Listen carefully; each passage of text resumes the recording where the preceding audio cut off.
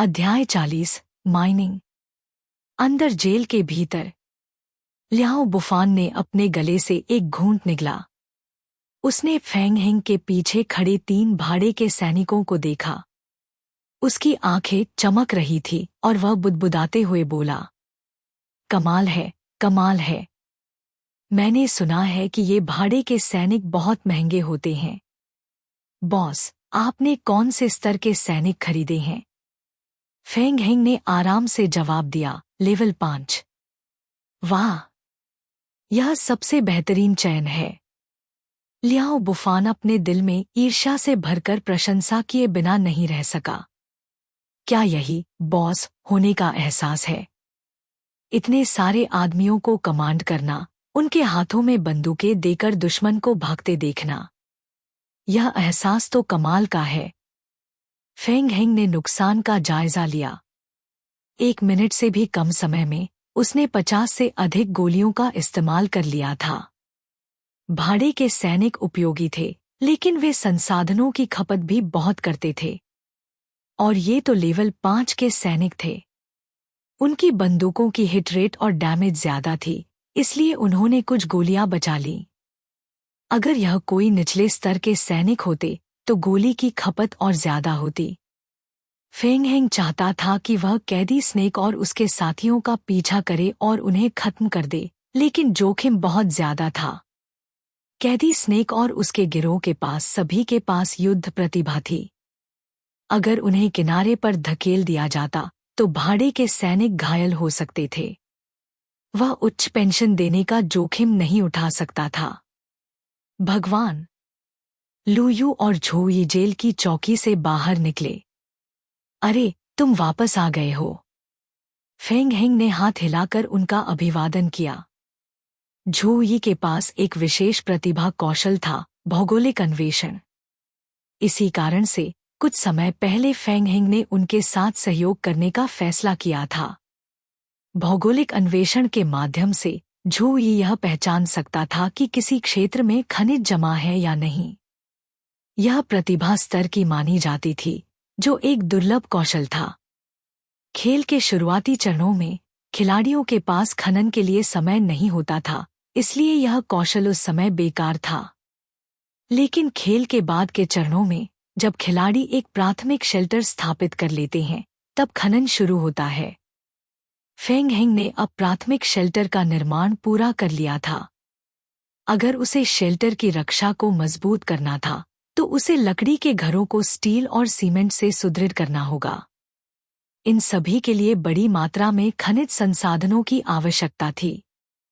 2 दिन पहले फेंग हिंग ने झोई से खनिज संसाधनों की खोज में मदद करने के लिए कहा था, क्योंकि उसने शेल्टर को मजबूत करने की अगली योजना पहले ही बना ली थी।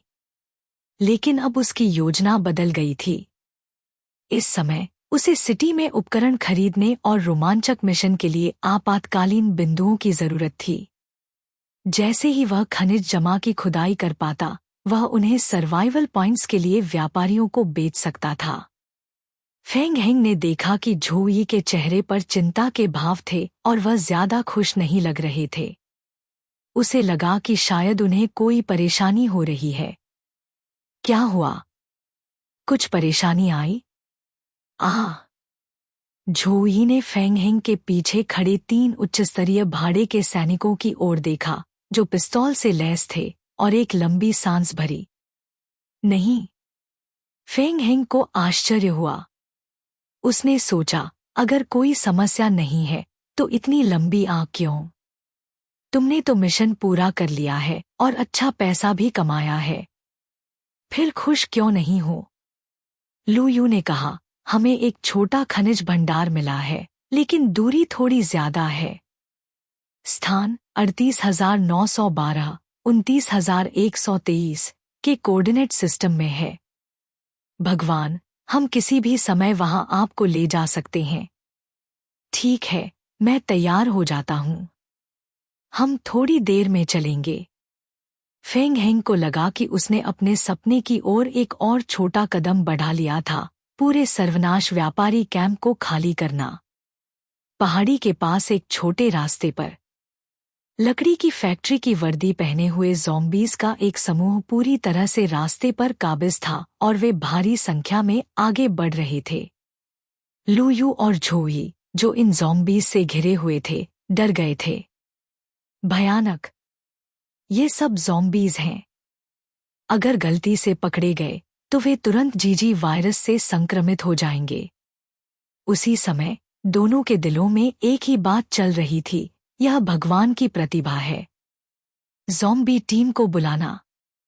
उन्होंने किंग ऑफ गॉड्स के खेल में ऐसी प्रतिभा के बारे में कभी नहीं सुना था। यह एक 100% लेवल का प्रतिभा कौशल है। हम जल्द ही वहां पहुंचेंगे। उस तरफ हम कोयला खदान से 100 मीटर से भी कम दूर हैं। झोई रास्ते के सामने के चौराहे पर रुके। मेरा स्तर फिलहाल केवल लेवल 3 है। मैं सटीक स्थान नहीं ढूंढ सकता। हमें पहाड़ी दीवार के साथ थोड़ी खुदाई करनी पड़ेगी, शायद तब कोयला मिल जाएगा। मेरे कौशल अपेक्षाकृत कम हैं, इसलिए मैं केवल छोटे कोयले की खदानें ही खोज सकता हूं। इनका भंडार बहुत अधिक नहीं होगा। फेंग हेंग ने उस दिशा में देखा जिसे झोई ने इंगित किया था।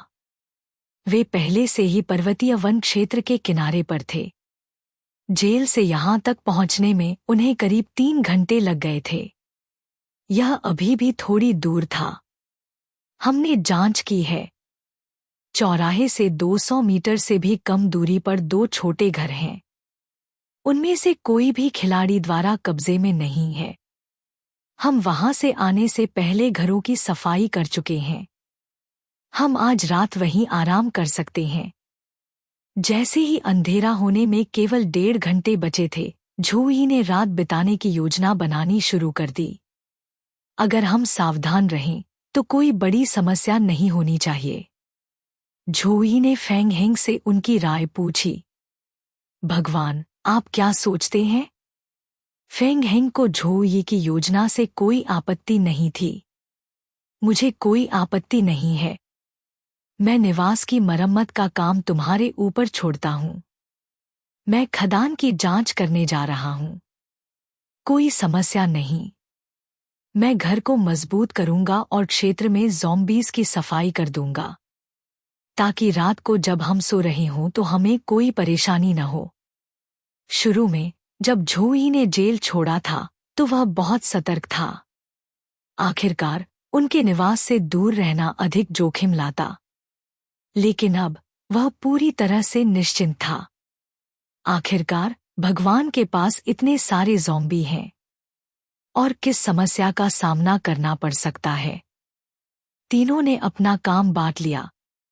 कोयला खदान। फेंग हेंग रास्ते पर चलते हुए बड़बड़ाया।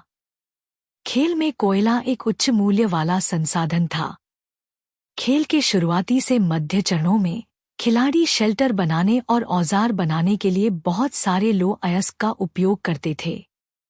इसके अलावा लोहे के अयस्क बनाने वाली भट्टियों को 24 घंटे ईंधन की आवश्यकता होती है।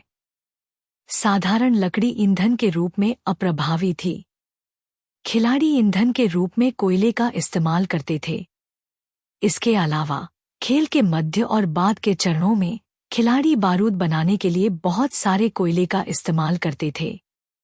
अन्य अयस्क सामग्री की तुलना में खेल में कोयले का उत्पादन अपेक्षाकृत अधिक था। फेंग हेंग रास्ते पर चट्टान की दीवार तक पहुंचा। उसने अपने बैकपैक से लकड़ी, पत्थर, जलाऊ लकड़ी और कुछ बुनियादी सामग्री निकाली और उन्हें जमीन पर रख दिया। फिर वह एक तरफ बैठ गया।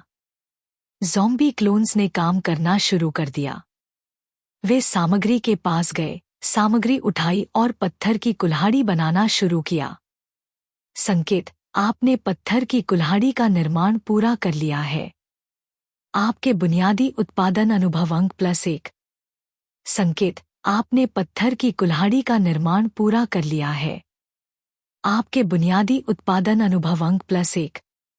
संकेत, आपने पत्थर की कुल्हाड़ी का निर्माण पूरा कर लिया है। संकेत, आपके बुनियादी उत्पादन स्तर ने वर्तमान ऊपरी सीमा तक पहुंच गया है।